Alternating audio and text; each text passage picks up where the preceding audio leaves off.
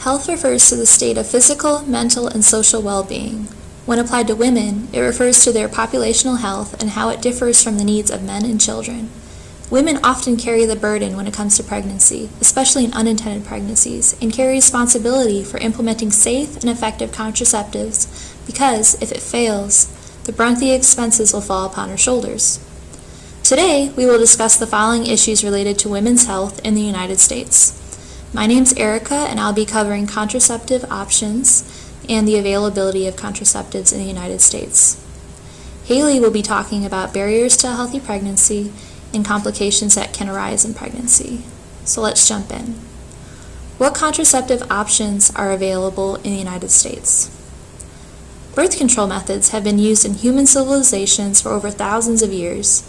In ancient Egypt, the Ebers Papyrus describes some of the earliest documented contraceptive methods which utilized honey, acacia leaves, and lint to form a barrier. Today, there are many safe and effective contraceptive methods available. There are 4 different types of hormonal birth control methods available today. They are number 1, hormonal methods, 2, intrauterine devices, 3, barrier methods, and 4, behavioral methods. Hormonal methods include birth control pills, hormonal patches, depot medications, and the NuvaRing. These are pretty convenient because they have a variety of ways that you can administer them based on your schedule and your convenience. Drawbacks include hormonal side effects, which includes nausea, headache, weight gain, mood changes, breast tenderness, menstrual spotting, decreased libido, acne breakouts, and missed periods. Intrauterine devices are T-shaped devices that are inserted into the uterus.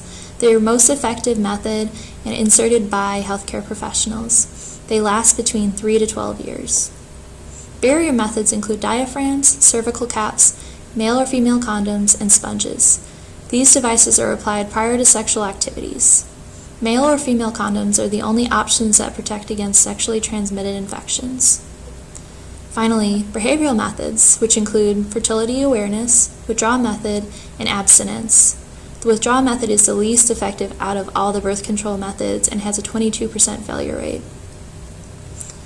Birth control must be used consistently to be most effective. Birth control effectiveness is measured by 2 different measures. Number 1 is perfect use, and number 2 is typical use. Perfect use is the effectiveness of a birth control method when it is used correctly and consistently as directed. For example, when used perfectly, the birth control pill is 99% effective. Typical use is the effectiveness of a birth control method during actual use, which includes inconsistent and incorrect use.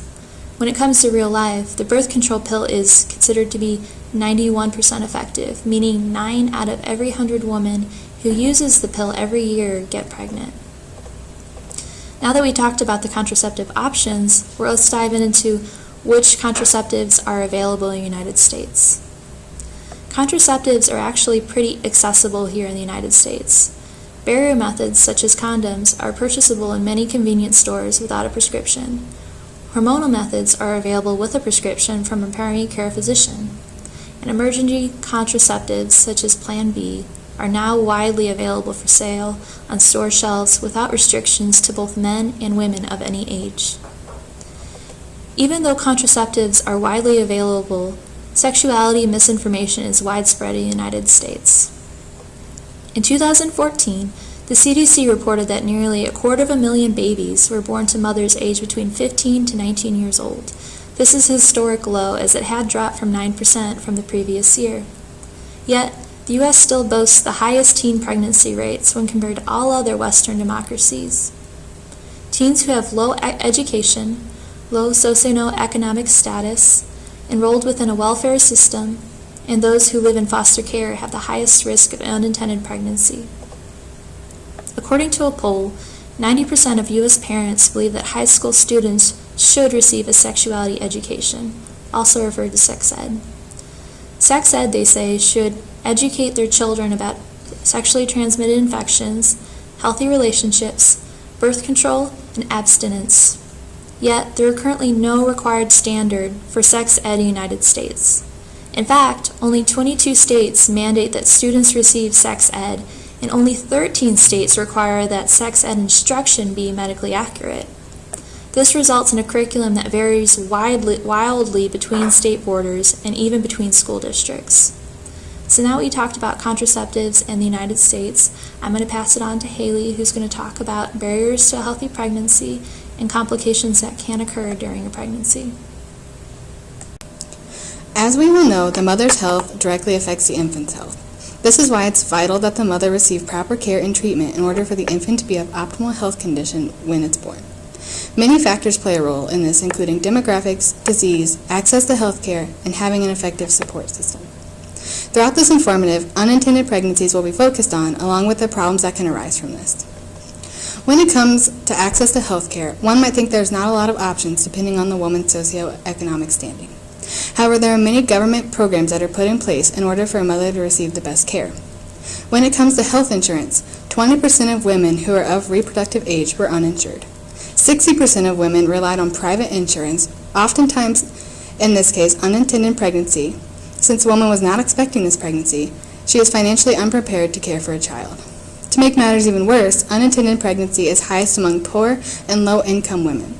According to the CDC, in 2011, the unintended pregnancy rate in low-income women was 112 per 1,000 women.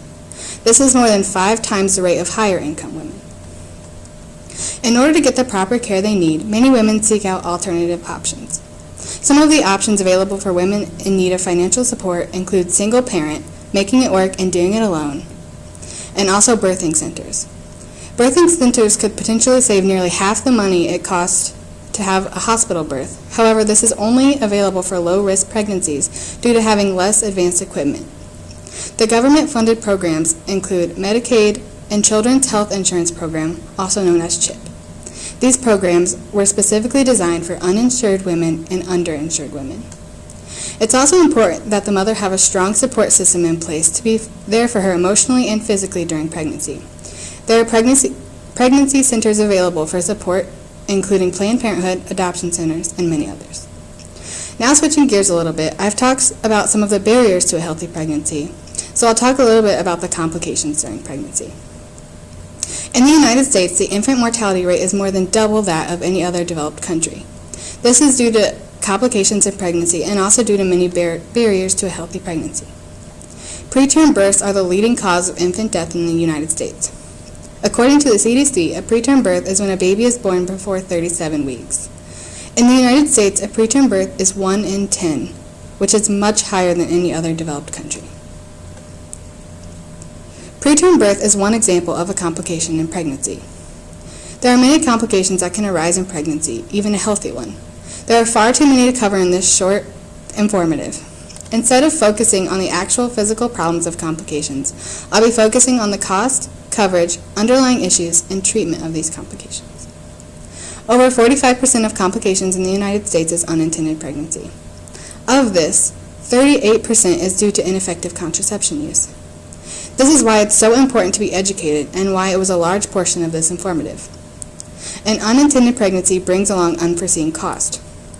Unforeseen cost leads to women not regularly going to checkups or taking the supplements they need in order to be for optimal health when carrying a child.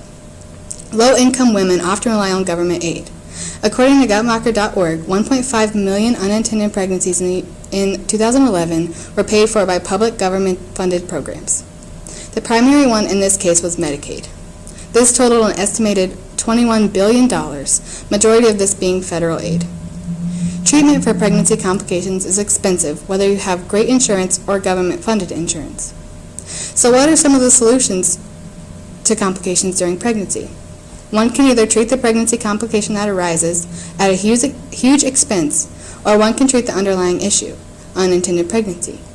In order to prevent the actual pregnancy complication itself, it's best to set your body up before becoming pregnant.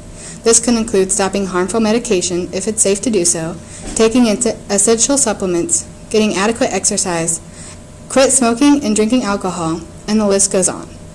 However, the best way to combat complications in pregnancy is to prevent the unplanned pregnancy, which, as mentioned before, is nearly half of the complications of pregnancy in the United States. This could be done by more effective contraception use, abstinence, or even perhaps providing adequate sexual education.